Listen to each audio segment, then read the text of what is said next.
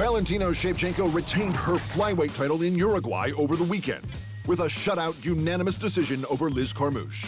But it was hard work for everyone involved, including the fans. Only 60 significant strikes were thrown between the two fighters over the 25 minutes, as both fighters waited on counters that rarely came. The third round featured a powerful takedown from the champ, but it was otherwise far from classic. In the end, the true star of the evening was Platinum Mike Perry's nose that was brutally reconfigured in his loss to Vicente Luque in the co-main. Light heavyweight champ John Jones took to Twitter this week to once again dash fans' hopes of a third fight with longtime nemesis Daniel Cormier. "I guarantee you there will be no third fight," Bones wrote on Twitter. "No way he will lose that weight again." The tweets came shortly after heavyweight champion Daniel Cormier had mentioned that any rematch would have to be at light heavyweight, while also sounding uncertain about the dream fight's prospects. DC defends his title this weekend against Stipe Miocic at UFC 241 in what many believe could be one of the 40-year-old's final fights.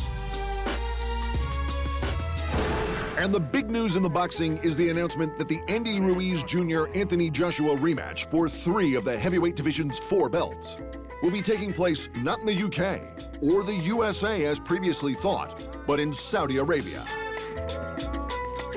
Anthony Joshua's promoter, Eddie Hearn, who has the contractual right to determine where the fight would take place, immediately began to tap dance around Saudi Arabia's questionable human rights record. We knew the criticism we may face when we announced this, but we're following organisations, which pains me to say, are considerably bigger than Matchroom, who have been there, who have had success there, who have grown their sports there, and have actually had events that the general public in Saudi have absolutely loved, and that international fans have loved as well.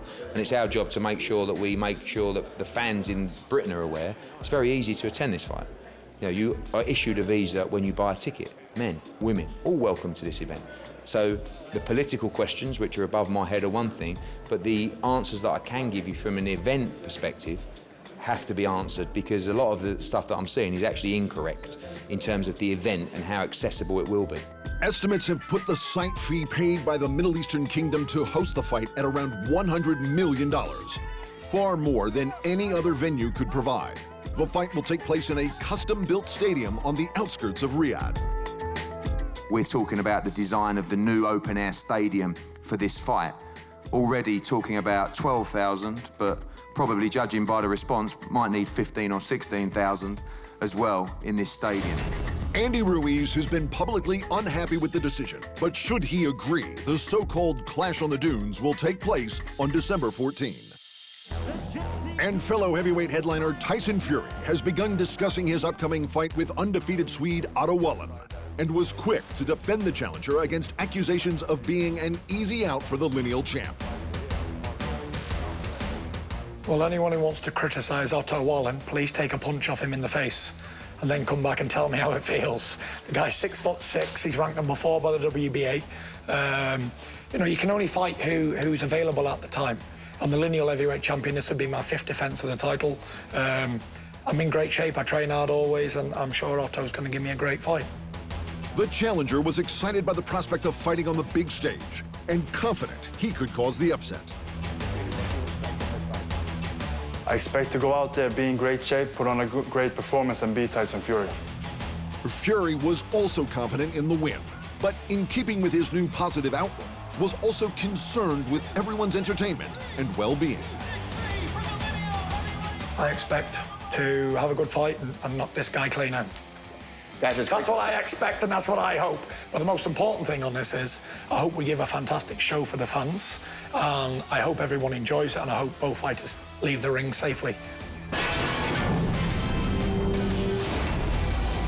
Vicente Luque and Mike Perry earned Fight of the Night for their open-air plastic surgery session at UFC Fight Night 156. Volkan Ozdemir sleeping Ilir Latifi and Veronica Macedo armbarring BJJ champ Poliana Vieira earned the performance bonuses. Faiz Jacobs' dream run continued at EFC 81 in Johannesburg as he took interim flyweight champ Nkazimulo Zulu the distance and won the title via split decision. Pierre Botha controversially stopped Tumasang Madiba in the co-main.